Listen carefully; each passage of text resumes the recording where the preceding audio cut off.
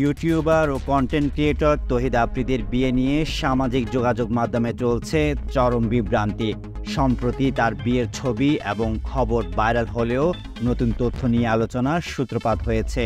জানা গেছে তহিদ আফ্রিদি রামিসা আল রিসাকে বিয়ে করেছেন, যিনি তার যমজ বোন রাইসা আল রোজা নন। রাইসা আল রোজা ফেসবুক পোস্টে মাধ্যমে এটি পরিষ্কার করেছেন। তিনি লিখেছেন, সে আমার যমজ বোন রামিসা আল রিসা, আমি নই। আমি ইতিমধ্যে বিবাহিত। সামাজিক যোগাযোগ মাধ্যমে অনেকে দুই বোনের মিলের কারণে ভুল করেছেন, এমনকি বিভিন্ন কমেন্টে রিসাকে ভুল করে রাইসা হিসাবে উল্লেখ করেছেন। দুই বোন রাইসা ও রিসা একটি অনলাইন কাপড় বিক্রির প্ল্যাটফর্ম রয়েছে, যা এই বিভ্রান্তি আরও বাড়িয়ে তুলেছে।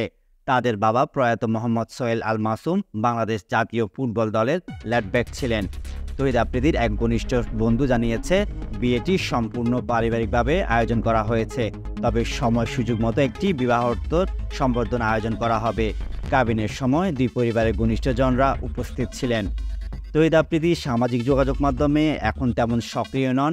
তিনি বিয়ের বিষয়ে এখনও আনুষ্ঠানিক কোনো মন্তব্য করেননি।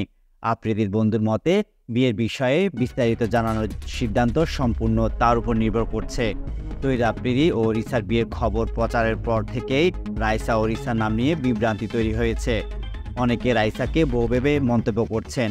এমনকি একটি ফেসবুক পোস্টে একজন কমেন্ট করেন, টিকটকে ঢুকতে পারছি না, সবাই রিসাকে রাইসা বানিয়ে ফেলেছে। তবে এই বিভ্রান্তির মধ্যেও তহিদ আফ্রিদির বন্ধুরা এবং ভক্তরা তার নতুন জীবনের জন্য শুভকামনা জানিয়েছেন।